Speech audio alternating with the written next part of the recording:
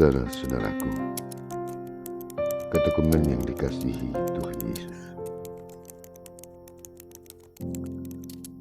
tidak terasa kalau sudah 7 bulan engkau ditempa. Engkau diajar, engkau dibimbing, engkau diberi pemahaman dalam pengenalan secara pribadi akan siapa Tuhan dan Juru Selamatmu. Memang tidak semudah kita membalikan telapak tangan kita, atau semudah kita mengumbar kata-kata bijak.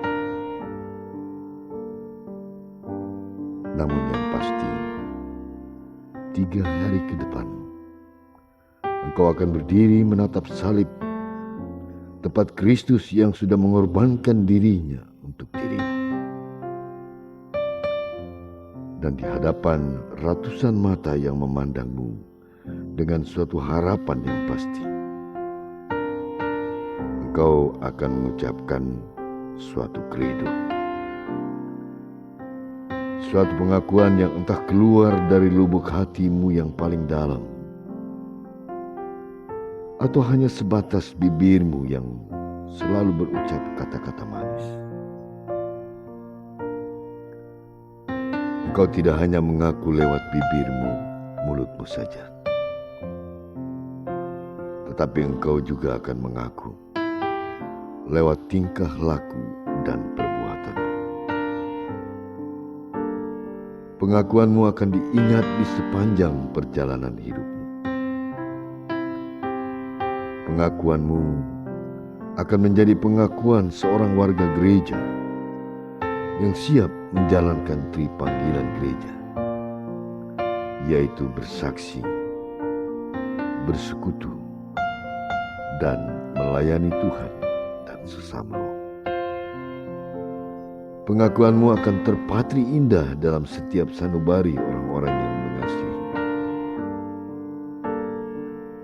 Pengakuanmu akan tercatat dalam buku kehidupan surga. Hari ini engkau dibawa dalam suatu suasana yang hening. Sehening saat Tuhanmu bergumul di Taman Getsemani untuk menentukan kehendak siapa yang harus diikuti. Kehendak Bapakah atau kehendak dirinya?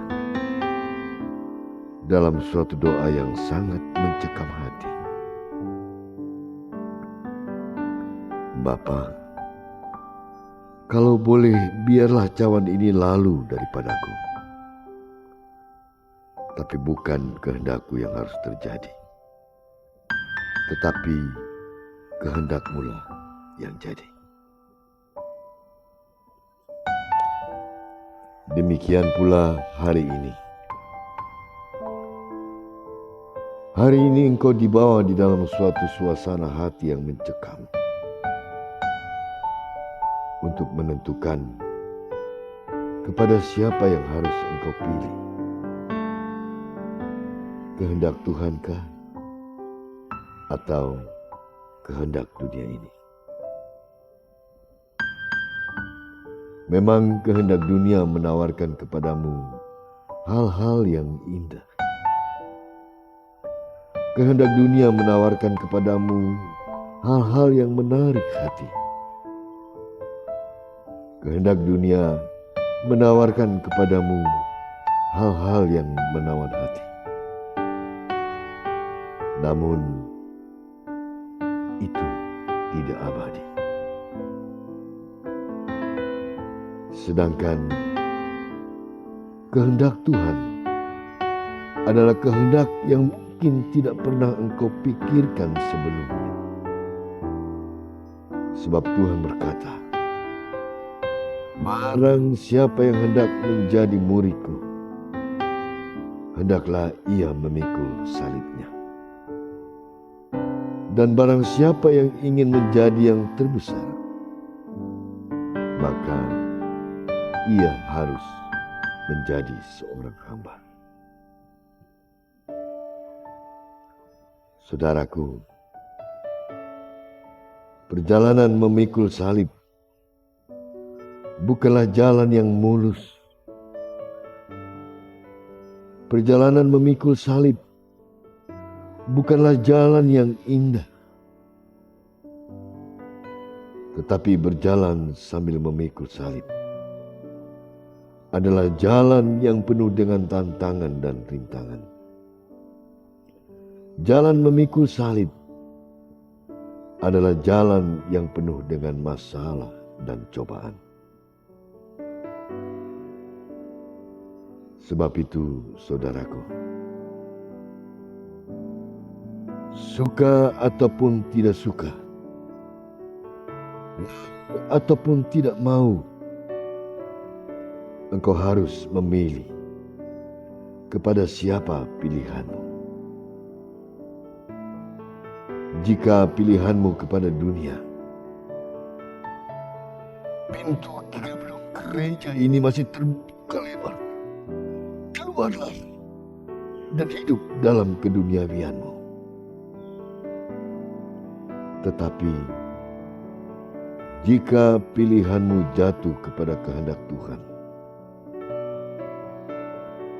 tataplah salib itu.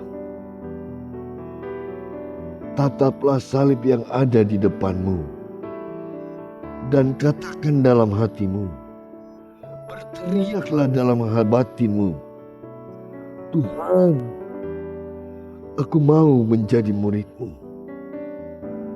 Aku mau menjadi pengikut setiamu.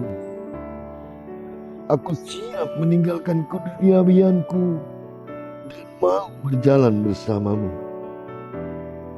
Rubahlah aku Tuhan, perbaharilah hidupku Tuhan. Jadikanlah aku baru di dalam-Mu Tuhan. Ampunilah segala kesalahan.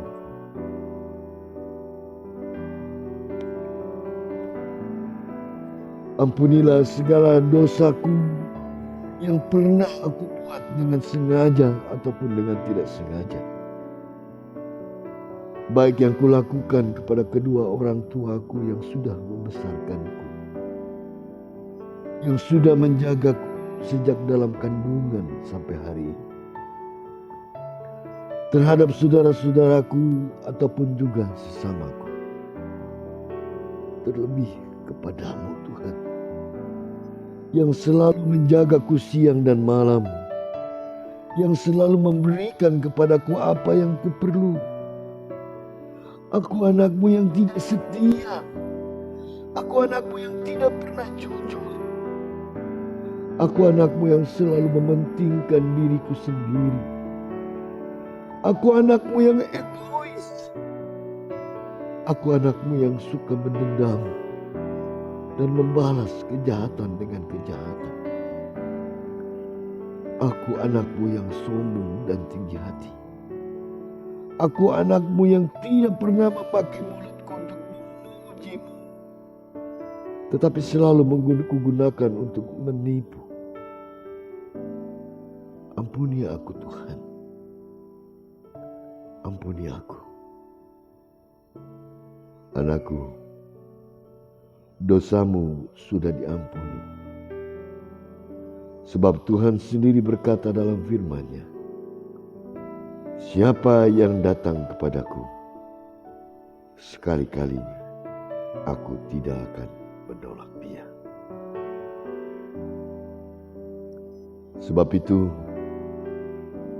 berdirilah dari dudukmu. Berdirilah dengan segera. Berdirilah. Temuilah kedua orang tuamu. Temuilah sekarang. Lalu ambillah handuk kecilmu. Celupkan pada air yang ada dalam ember itu. Kemudian basuhlah kedua kaki orang tuamu. Basuhlah sampai bersih. Dan katakanlah kepada mereka yang kau kasihi, Maafkan aku yang selalu berbuat salah kepadamu. Maafkan aku yang selalu membuatmu marah, membuatmu jengkel. Maafkan aku yang belum bisa membalas segala kebaikanmu. Dan izinkan anakmu ini untuk menjadi murid Tuhan yang setia.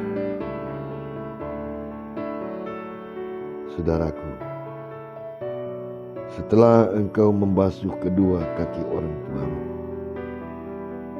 berdirilah. Berdirilah dan peluklah mereka dengan penuh kasih sayang. Sebagai tanda bahwa engkau pun sangat menyayangi mereka. Katakanlah kepada mereka bahwa cintamu kepada mereka adalah cinta yang tulus tiada taranya. Katakanlah kepada mereka bahwa kasih sayangmu adalah kasih sayang yang keluar dari lubuk hatiku yang paling dalam.